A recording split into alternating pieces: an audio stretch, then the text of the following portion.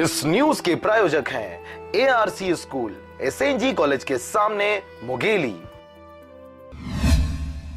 मंगलवार को कलेक्टर जनदर्शन में एक ऐसा मामला सामने आया है जिसमें 8वीं की छात्रा का आधार कार्ड नहीं बन पा रहा, जिससे उसको शिक्षा सहित अन्य सरकारी योजनाओं का लाभ नहीं मिल पा रहा है।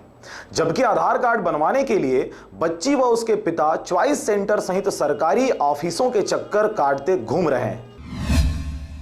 केंद्र में नरेंद्र मोदी की सरकार बनते ही आधार कार्ड को प्रत्येक भारतीय नागरिकों के लिए अनिवार्य कर दिया गया। आधार कार्ड भारत सरकार द्वारा भारतीय नागरिकों को दिया गया पहचान पत्र है, जिसमें प्रत्येक व्यक्ति की 12 अंकों की एक विशिष्ट पहचान संख्या होती है। वे इस कार्ड के बिना कोई भी शासकीय योजना का लाभ नहीं ले सकते। आज सुरक्षा की दृष्टि से आधार कार्ड जरूरी व महत्वपूर्ण हो गया है, लेकिन यही अनिवार्यता लोगों के लिए परेशानियों का सबब बना हुआ है। एक ऐसा ही मामला सामने आया है जिसमें जिले के नागोपहरी ग्राम के 8वीं की छात्रा का आधार कार्ड नहीं बनने से राशन, शिक्षा सहित अन्य शासकीय योजनाओं के लाभ से वंचित होना पड़ रहा है। आधार कार्ड बनवाने के लिए बच्ची व उसके पिता दर दर भटकने को मजबूर हैं। इनके द्वारा कई बार लोक सेवा केंद्रों में आधार हेतु आवेदन दिया गया है, लेकिन ऑपरेटर व कस्टमर केयर द्वारा तकनीकी समस्या का हवाला देते हुए इनको गोल गोल घुमाया जा रहा है। इन सब समस्याओं से तंग आकर ये मंगलवार को जिला कलेक्टर जनदर्शन में अपनी समस्या लेकर आए थे। आधार कार्ड चावल स्कॉलरशिप नहीं मिला और स्कूल में जो काम नहीं हो पा और स्कूल में आधार कार्ड के बिना कुछ काम नहीं। बच्चे का आधार कार्ड मेरा नहीं बन रहा।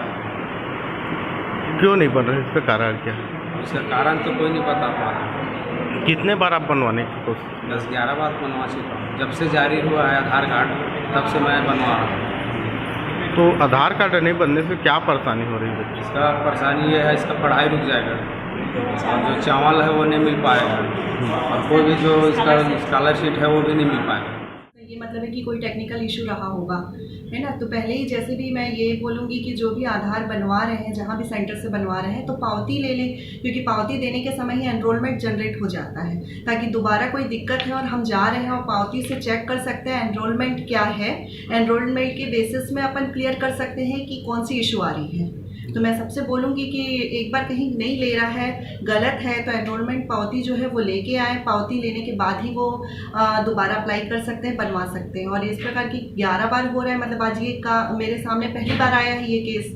तो ऐसा कोई भी है जिला कार्यालय, जब से हम लोग यहाँ पे बैठे हुए हैं, कोई भी दिक्कत है आधार को लेके तो मेरे पास आए या CSC सेंटर लोक सेवा केंद्र में जाए, ताकि मेरे तक सूचना मिले और मैं इसको जल्दी से सॉर्ट आउट करवा सकूँ। मुंगेली से कैलाश कुमार की रिपोर्ट, RJ रमझाझर।